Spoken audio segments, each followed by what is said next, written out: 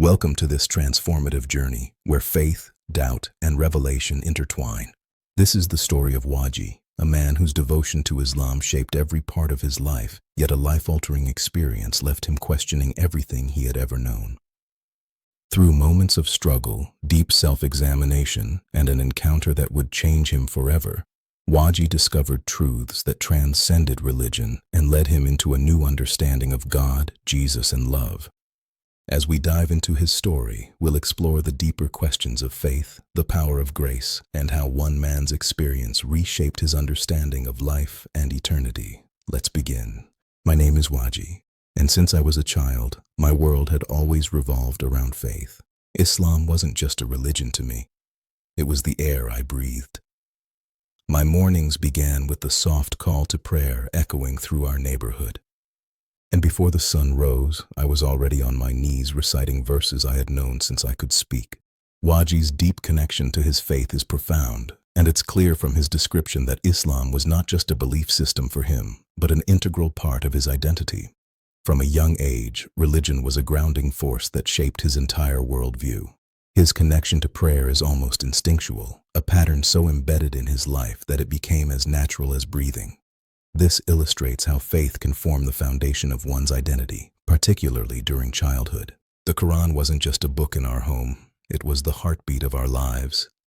I remember my mother's voice, gentle but firm, reminding me to purify my intentions before each prayer. My father's hands guiding mine as I learned to fold them just right. The mosque was my refuge. Its scent of worn carpet and incense felt like home. And each time I bowed, I felt safe, certain that my devotion would carry me to paradise. I lived by rules that shaped every thought and choice. The teachings of the Prophet Muhammad were like stars that pointed the way through the darkness of the world. I spent nights with the hadiths open before me, tracing the Arabic lines with my fingers, feeling close to something eternal. I memorized verses, studied the words of scholars, and believed that through effort, discipline, and obedience, I would find peace. Yet even in all that certainty, there were cracks I tried to ignore. Some nights when the world was quiet and everyone slept, I would lie awake staring at the ceiling, wondering if I was truly enough. The Quran spoke of scales that would weigh every deed, and the thought haunted me, what if my mistakes outweighed my prayers? What if every fast, every bow, every verse I had ever recited wasn't enough? This is a crucial moment of vulnerability for Waji. Despite his outward devotion, the weight of spiritual uncertainty begins to creep in. The fear of not being enough is a universal struggle in many spiritual journeys.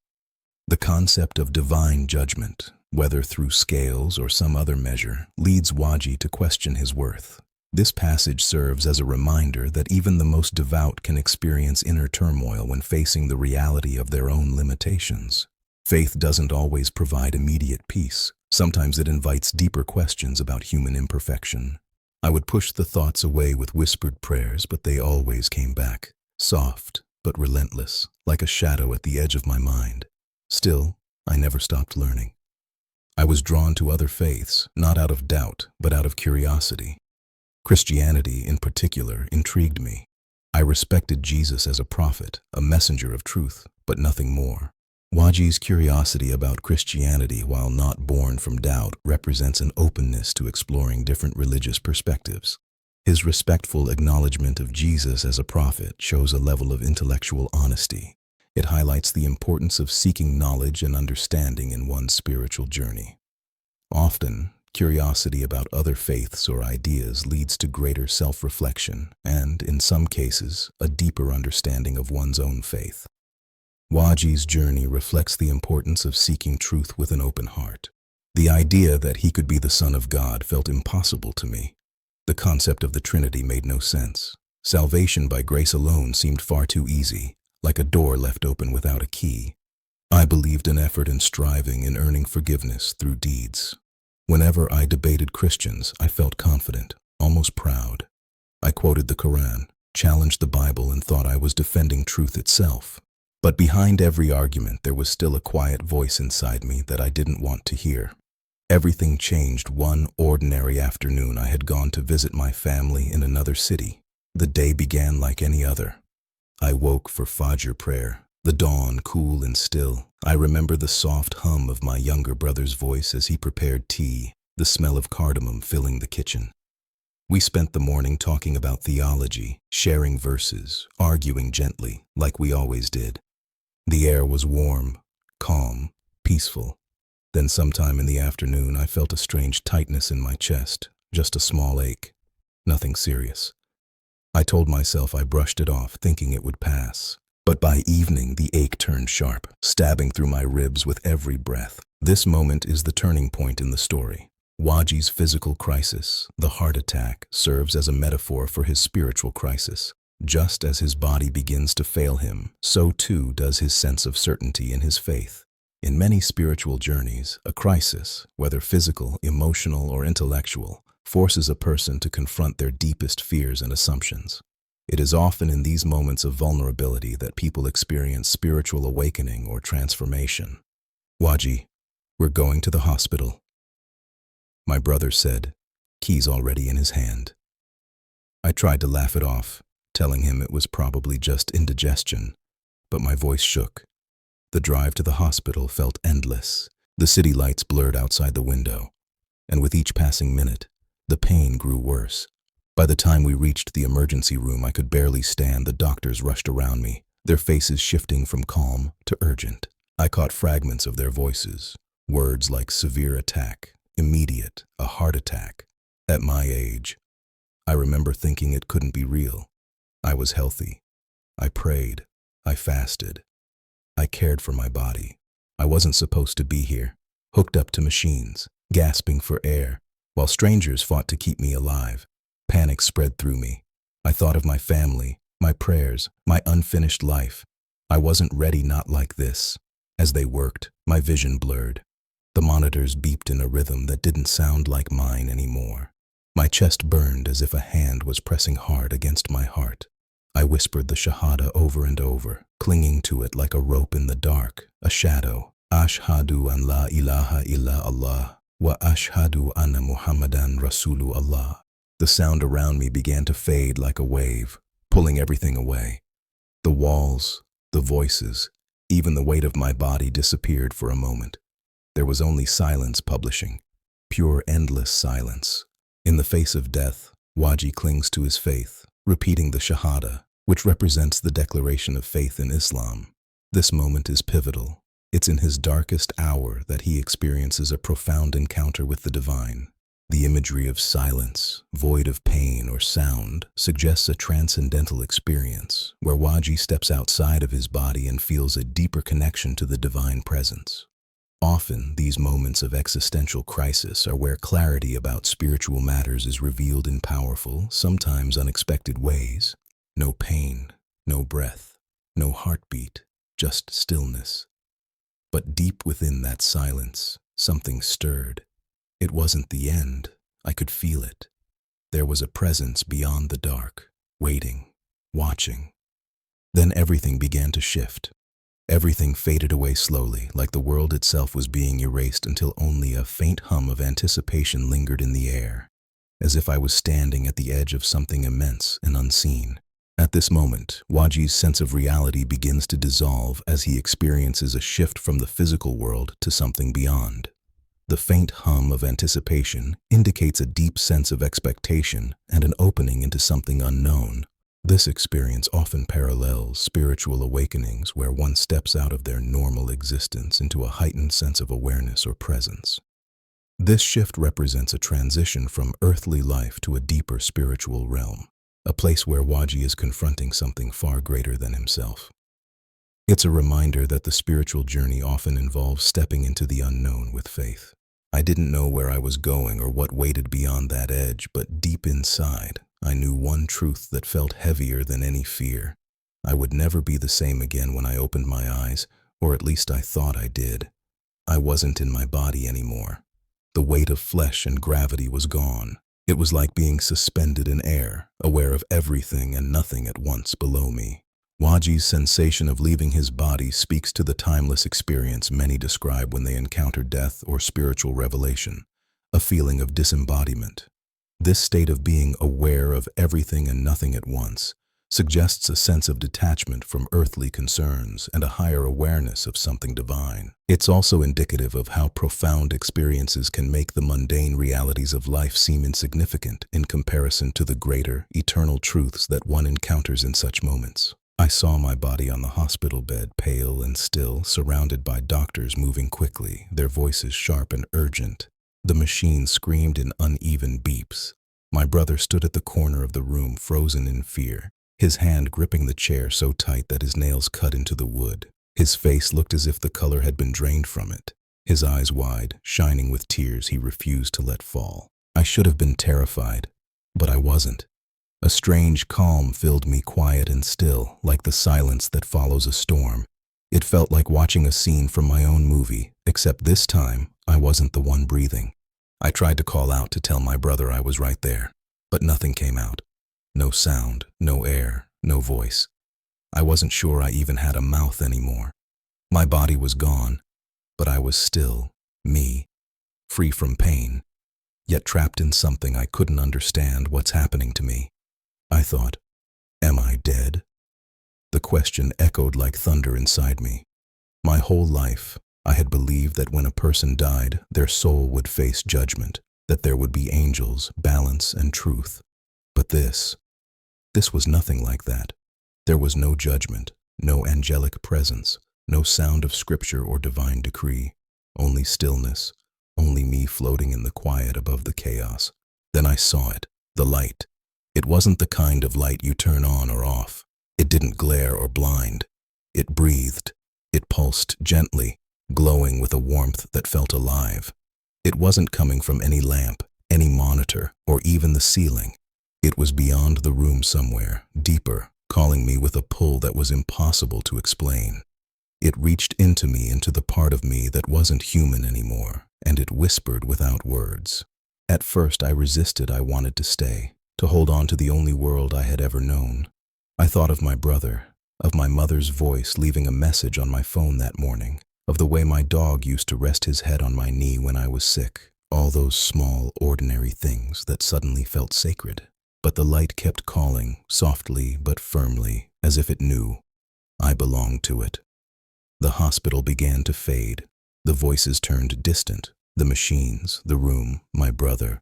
They dissolved into silence until there was nothing left but brightness.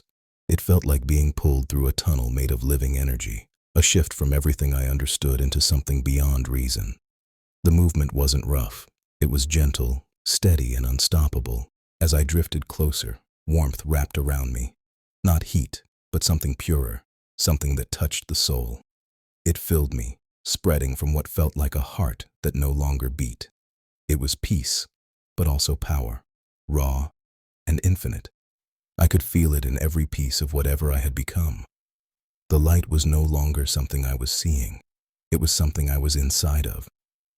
What is this? I asked myself. Though words didn't really exist there, where am I going? A part of me still felt the pull of fear, the need to cling to the old world, to the teachings, to what I thought. I knew my faith had given me images, rules, promises, but this wasn't in any book I'd read. The light didn't fit inside scripture. It didn't fit inside reason. It didn't ask for belief.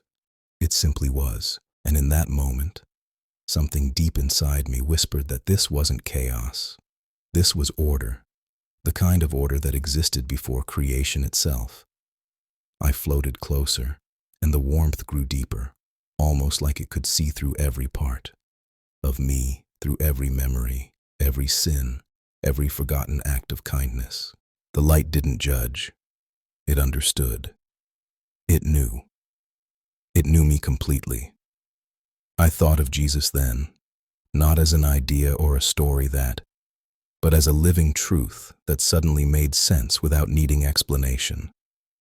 This is the moment when everything Waji has believed and known up until now is shattered.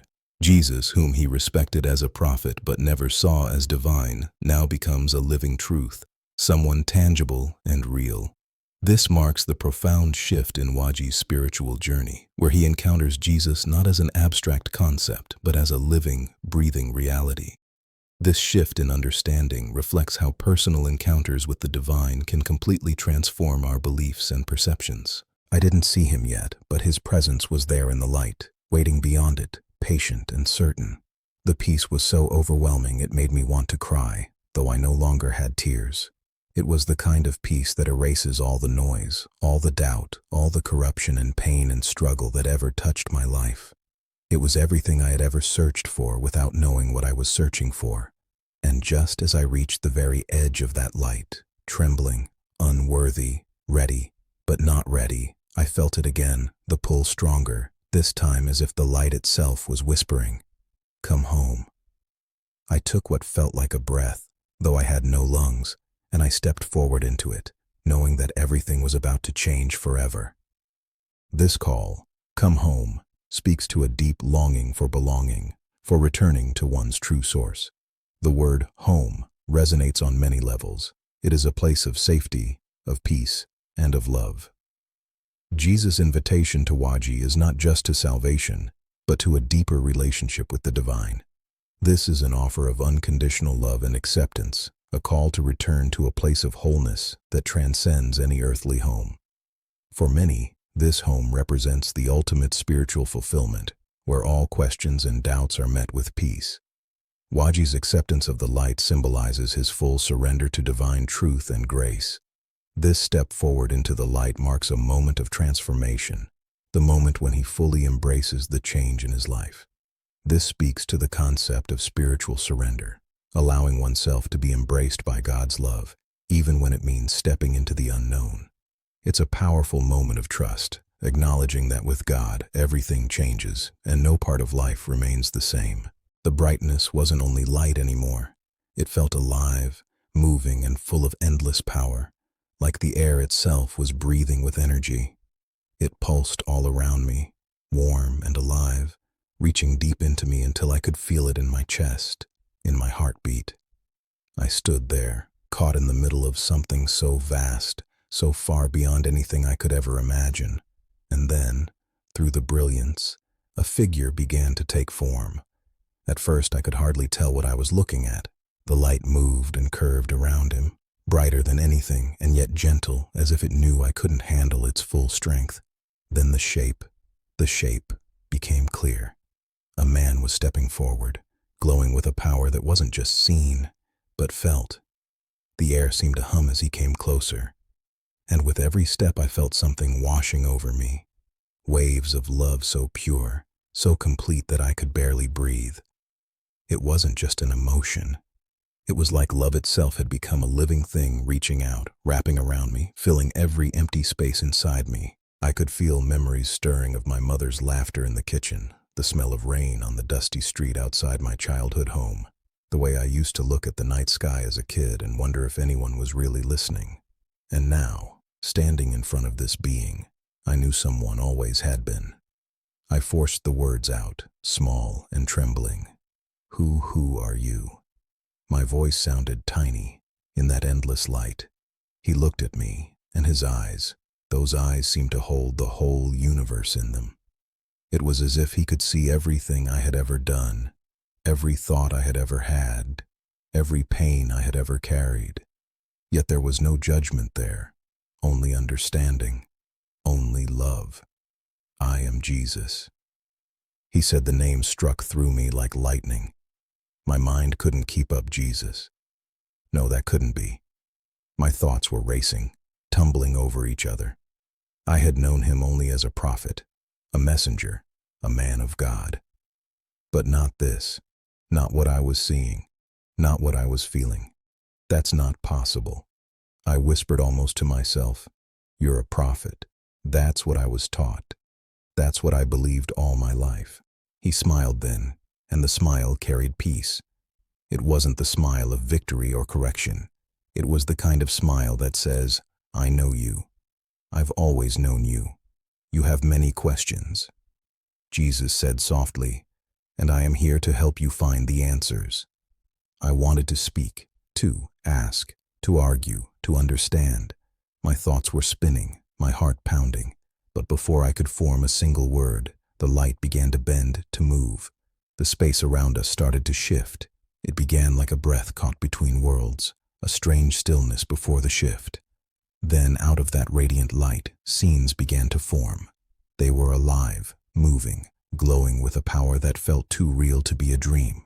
It was as if the air itself carried memory, and I was being pulled into another place, another time. The first vision came clear and bright, like the pages of my childhood. Faith had come to life before me. I saw the stories I had known from the Quran about Jesus. He walked among the sick, touched their faces with a quiet authority, and they were healed.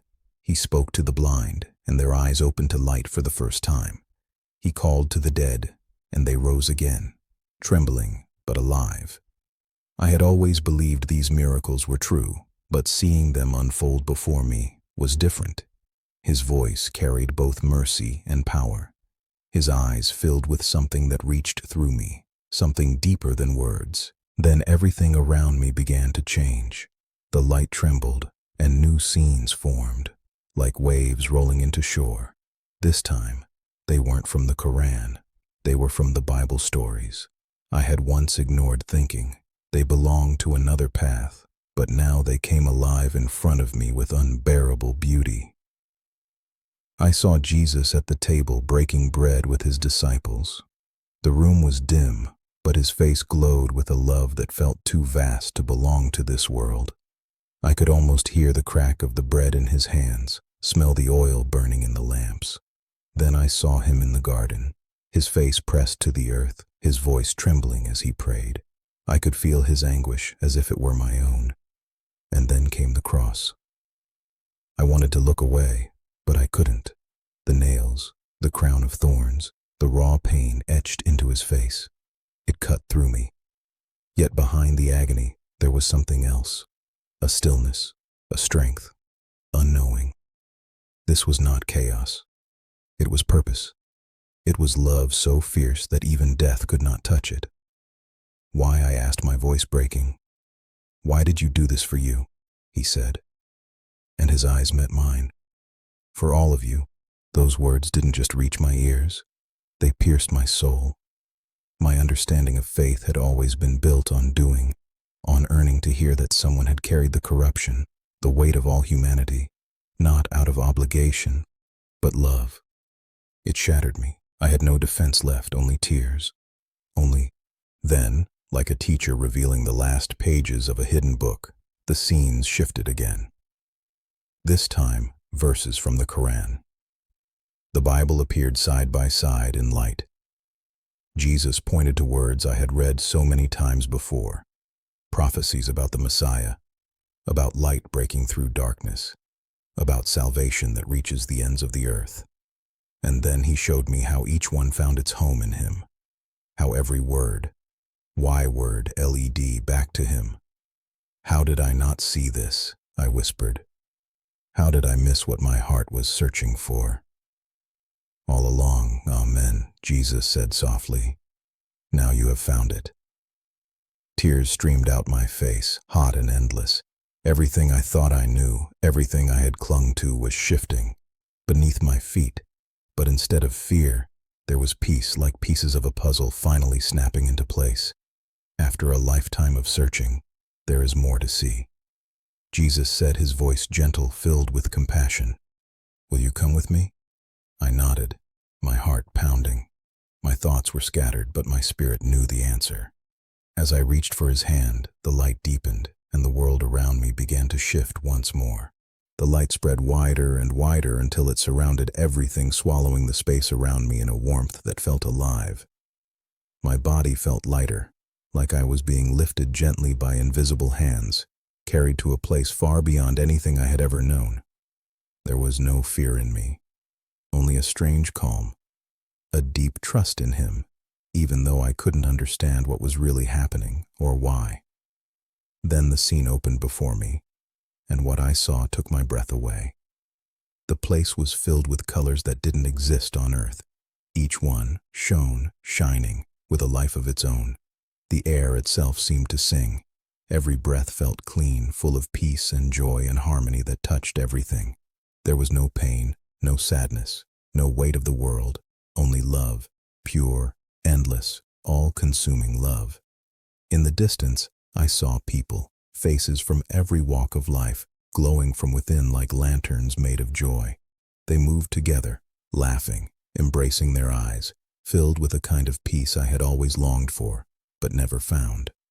I could almost recognize some of them, though. I wasn't sure how. There was a man who reminded me of my grandfather, smiling with the same crooked grin he had when he used to carve wood on the porch, and a woman holding a child's hand, her laughter echoing softly in the light. It stirred something deep in me, like a memory of a dream I once forgot. "This is heaven," Jesus said beside me, his voice wrapping around me like sunlight through a window. "This is what it means to be united with God." I tried to speak, but my voice shook. The beauty around me was so pure it almost hurt to look at it. "It's perfect," I whispered. "This is what I've prayed for, isn't it?" Jesus nodded his eyes, filled with kindness I can still feel when I close mine. "It is the fulfillment of God's promise," he said. "But it is not earned by deeds alone. It is a gift freely given through faith." His words hit me like thunder. All my life, I had believed that faith was something you proved through action, that goodness was measured, that forgiveness had to be earned. My whole world had been built on effort, on keeping balance, on being good enough. But standing there, surrounded by that light, hearing Jesus speak, I felt something break inside me. "Grace?" I asked, my voice trembling. "What do you mean?" "No one can earn perfection," he said softly. "No one can live without fault, no matter how hard they try. God's love is not something you work for. It is something you open your heart to. That is why I gave my life for you, for everyone, so that through me you could be free." His words went deeper than anything ever had. I thought of every moment I had tried to be good enough, every prayer said through tears, every time I thought I had failed God.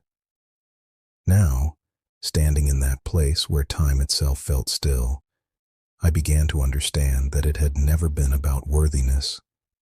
It was about trust. And before I could take another breath, before the meaning could fully sink, and everything around me began to shift. The warmth that once surrounded me began to fade until it was gone completely, replaced by a cold that seemed alive. It pressed against my chest like a great weight, making it hard to breathe. The air felt thick, almost alive, heavy with something I could not name. Then came the sounds, faint at first, cries that rose and fell, broken, desperate, filled with pain and hopelessness. "This is hell," Jesus said, his voice quiet but filled with sorrow. "This is separation from God." The contrast between heaven and hell becomes apparent here, with Waji experiencing a deep sense of separation from God. This moment serves as a powerful reminder of the consequences of turning away from divine love. Hell is not depicted as a place of wrath, but as a place of absence, the absence of God's love and presence. This idea challenges us to consider that the greatest suffering might not be physical torment, but the emptiness that comes from being apart from divine connection. It's a call to examine the relationships we build in this life and the importance of staying connected to the divine source of love and light. I didn't want to see it, didn't want to believe. It was real, but the vision grew clearer, sharper, until it surrounded me. Shapes moved in the dark. They were people, or what was left of them. Faces twisted in agony, eyes wide with regret. They reached out for something they could no longer touch. The air was heavy with corruption, and the feeling of despair was so deep it felt alive, crawling beneath my skin and into my soul. Why, I whispered, my throat tight, my voice trembling. Why do they suffer like this? They chose separation. Jesus said, his voice carried grief so deep it felt like the sound of a breaking heart. God's love is offered to everyone, but not everyone accepts it. Hell is not a place of his wrath. It is the absence of his presence. It is the natural result of turning away from the gift of salvation. I stood there, unable to move, unable to look away. The pain, the emptiness, the chaos. It was beyond anything I could have imagined. And yet, even here, in this place where hope seemed impossible, I could feel love coming from Jesus. It poured out of him, steady and endless, as if his very being ached for every lost soul before us. "Do you understand now?" he asked softly. His eyes met mine, full of both truth and compassion. The choices you make in life matter not for what they earn you, but for the relationship you choose with God. Tears fell from my eyes, hot and steady. I thought of all the years I had tried so hard, praying, fasting, striving to be worthy, as if I could build a ladder to heaven through effort alone. But standing there before Jesus, I knew at last what he wanted was never perfection. It was my heart. "Amen," he said, his tone gentle, yet filled with power. "Will you accept my gift? Will you trust me to lead you to the Father?" I hesitated, not because I doubted him, but because the weight of that moment felt too heavy for words. Everything I had lived for was being turned inside out, yet deep inside I felt it. Truth, real and living stronger than anything I had ever known. "Yes," I said, finally, my voice breaking under the weight of it. "I trust you." The light around us began to grow again, warmer and brighter, until I felt peace wash through me like a tide. But it wasn't just peace. It was freedom. Freedom from fear, from the endless struggle, from the burden of trying to earn something that could only be given. "There is more for you to do." Jesus said his words, filled with a quiet command. "You must return and share what you have seen." "Return?" I asked, startled. "But I don't want to leave. I want to stay here with you." He smiled, that same smile that once reminded me of my mother's when she used to pray for me in the early mornings, her hands trembling slightly as the first light touched her face. It was the kind of smile that both comforts and challenges at the same time. "Your time here is not yet finished," he said. "There are people who need to hear your story, Waji. They need to know the truth." The light began to shift again. I felt a pull deep in my chest, like something unseen was drawing me backward, away from him, away from that perfect peace. I didn't want to go. Every part of me fought it, but I knew I had to obey. As the vision of heaven and hell began to fade into shadow, his final words echoed within me stronger than any heartbeat. "Go, Waji, share the truth. I will be with you always." When my eyes opened, the blinding white glow above me felt cruel compared to the golden light I had just come from the hospital. Lights hummed with no warmth, no peace, only noise. My chest ached with pain. Every breath sharp, and the beeping of the machines cut through the silence like a reminder that I was trapped again in flesh. The smell of antiseptic filled my lungs, cold and empty. I knew in that moment I was back in a world that had felt so far away only seconds ago. Voices broke through the fog, rushing desperate, full of both fear and joy. "He's back," someone shouted. I tried to turn my head, but my body felt heavy like it belonged to someone else. My vision was blurry shapes moving in and out of the bright haze until one face came into focus. My brother, his eyes wide, his lips trembling. "Waji, can you hear me?" he asked, his voice breaking. I nodded barely, but no words came out. My throat felt dry as dust inside my thoughts, spun wildly caught between two worlds that should never have touched. I had stood before Jesus. I had seen heaven, seen hell, and felt everything that words could never hold. Now I was back among machines and people who could never understand what had just happened to me. The doctors spoke quickly, their words snapping through the air. "It's a miracle." One of them said softly, his tone almost reverent. "We thought we lost him." My brother clung to my hand, tears falling onto the white blanket. "Alhamdulillah," he whispered, his voice shaking. "You're alive. Alive." The words sounded strange, distant moments ago, or what felt like moments.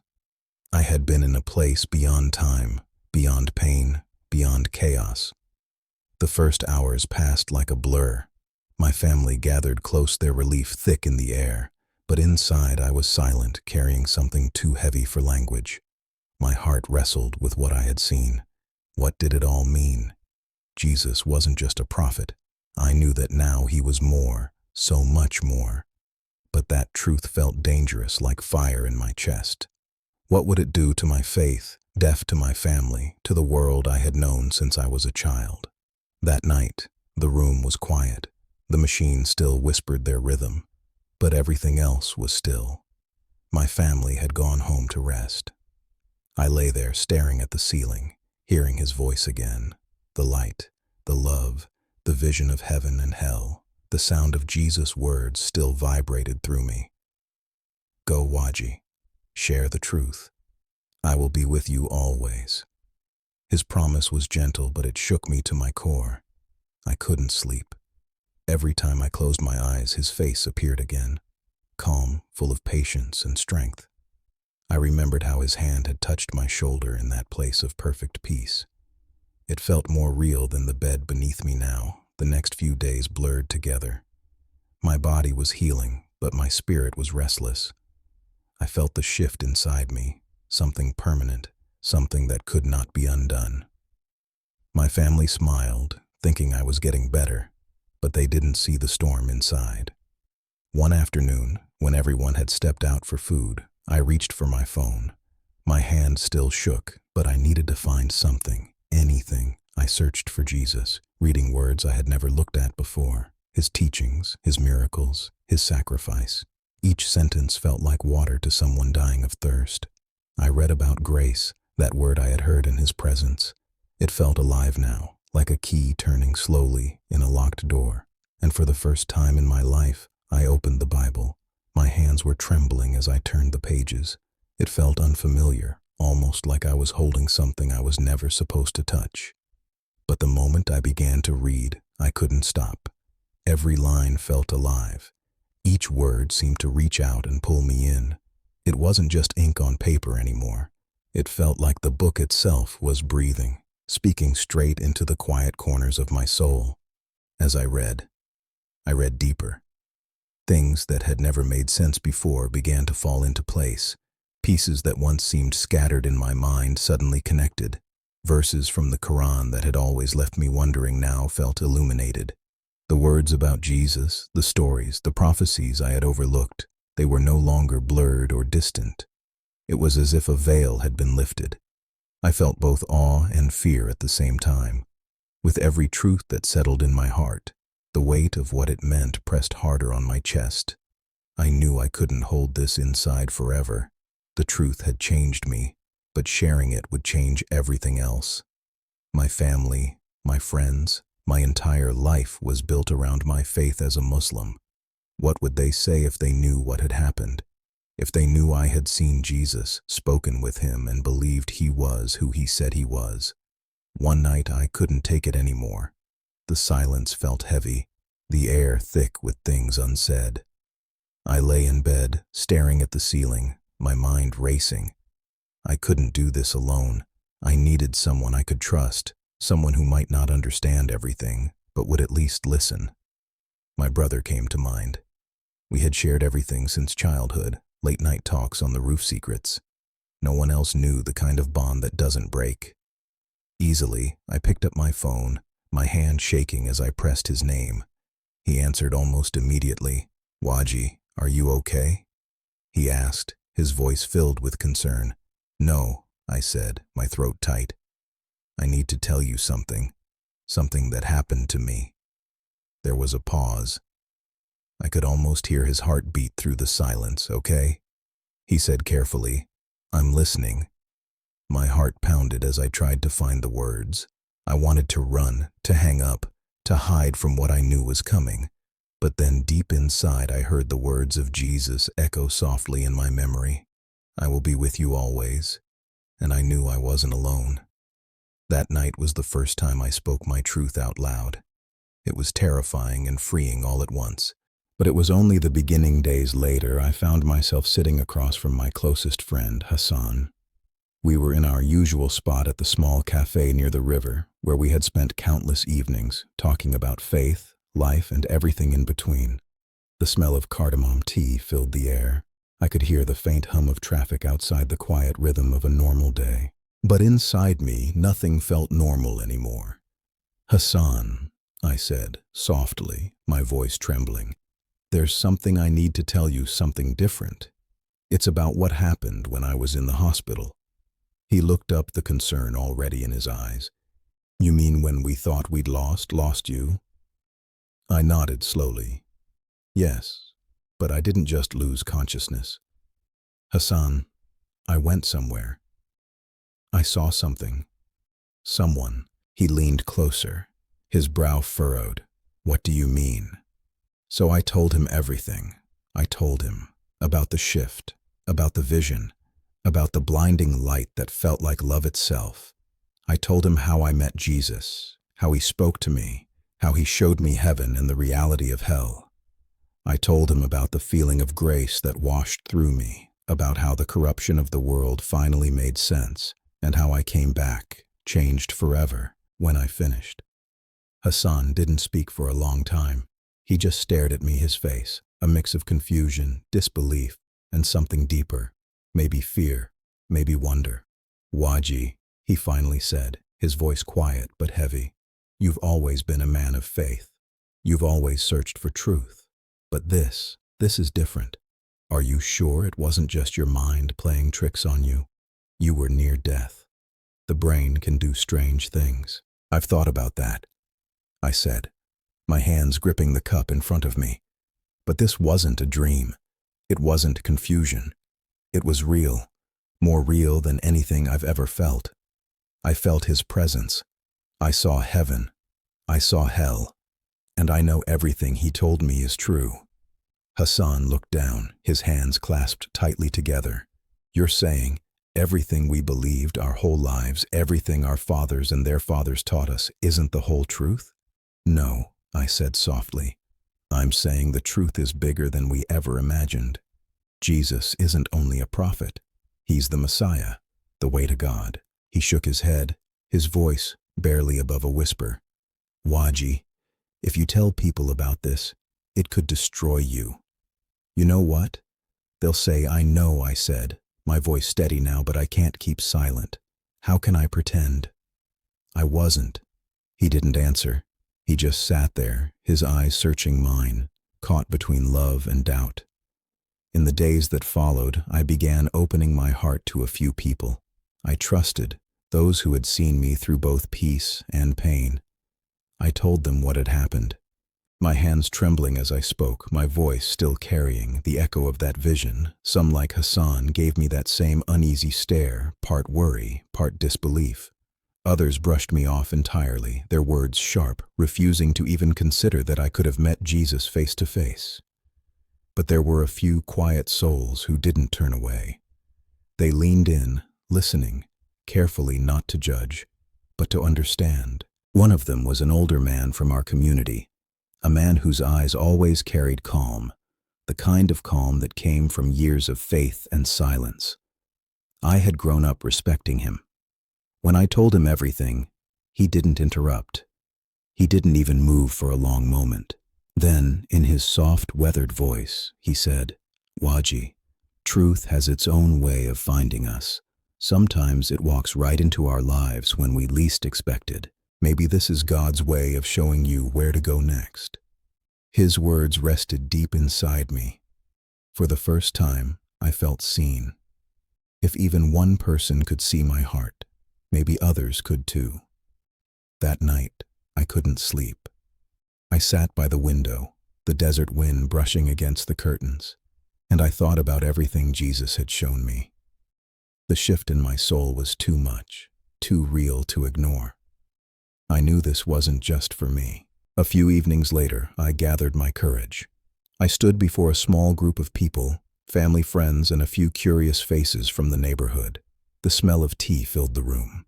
My palms were sweating, my pulse racing. I took a deep breath and began. "I know what I'm about to say may sound impossible," I said, my voice shaking but steady, "but I can't stay silent. When I was at the edge of life, I met Jesus." The room froze, not a whisper, not a breath. Eyes fixed on me, waiting. I told them everything, the vision, the truth. He revealed the corruption of pride and fear that blinds the heart and the grace that breaks it open again. I spoke about heaven, about the light that felt alive, and about the love that didn't judge, but healed. I told them he sent me back to speak, to share, to remind them that love still wins even through pain. When I finished, silence stretched like a held breath. Then came the reactions. A few walked away without a word, some stayed faces, torn between doubt and wonder. And a few came closer, eyes wet, asking me if I truly believed what I said. I don't just believe it. I told them I know it, and I want you to find out for yourself. After that night, something in me changed again. I started finding ways to connect my old faith with the new truth that had been given to me. I spoke about mercy, compassion, devotion, the things that had always mattered. I showed how the words of the Quran pointed forward, how every promise found its answer in Jesus. My goal wasn't to argue or to tear anything down. I wanted hearts to open, even if just a little. And slowly, I began to see it. People listening, really listening. Some started reading the Bible quietly in secret, others began to question why love should ever be divided. I saw lives start to shift, small but real. And through it all, I felt Jesus beside me, steady and patient, giving me the strength to keep walking this path no matter how heavy it felt. The hardest reactions were from the people I loved most, my family. When I told my parents about what had happened to me, their faces froze in shock. "Waji, how could you even say something like that?" My father's voice shook a mixture of anger and pain. "We raised you to honor our faith, to follow Islam, and now you're telling us it's not enough." I tried to speak softly, trying to reach their hearts. "It's not about leaving what we've believed," I said. "It's about seeing it fulfilled. Jesus isn't just a prophet. He's the way to God. He showed me this himself." I noticed the tears brimming in my mother's eyes, the tight clench in her chest. She wanted to understand, to grasp what I was saying, but it hurt her to rethink a lifetime of devotion. My siblings were split, some rolling their eyes, brushing it off, others watching quietly, curiosity and fear tangled together. Those days were some of the heaviest I had ever lived. I felt the weight of potentially losing them. Yet the need to share what I had seen in my vision burned stronger. I prayed endlessly for their hearts, for their eyes to open to the truth of Jesus. Even when doors seemed closed, I discovered a new family of faith. A small local church welcomed me like I belonged, wrapping me in warmth and encouragement. That felt like sunlight breaking through the clouds. They didn't judge me for shifting from one path to another. They embraced me as a brother, someone found by grace. Around that same time, I started meeting people who had walked similar roads, former Muslims, Christians from Muslim backgrounds, and strangers who'd met Jesus in powerful, unexpected ways. Each story was a spark reminding me I wasn't walking this alone. As I shared my own testimony, I began to notice change around me. People who had ignored faith were asking questions. Those who had held tight to old beliefs began to pause, reconsider. And some, like me, took the step to embrace Jesus as Savior. One night, my younger brother came to me, quiet, hesitant. "Waji," he whispered, "I've been thinking about what you said about Jesus and grace. I'm not sure I believe yet, but I want to understand." Tears streamed down my face as I pulled him close. "That's all I ask," I said. "Seek the truth. Jesus will meet you there." My journey led me to find ways to use my past to build bridges between Islam and Christianity. I talked about love, devotion, and truth, the values we share. I pointed to the prophecies in the Quran that pointed to Jesus as the Messiah, showing the threads that connected both faiths in ways most had never noticed.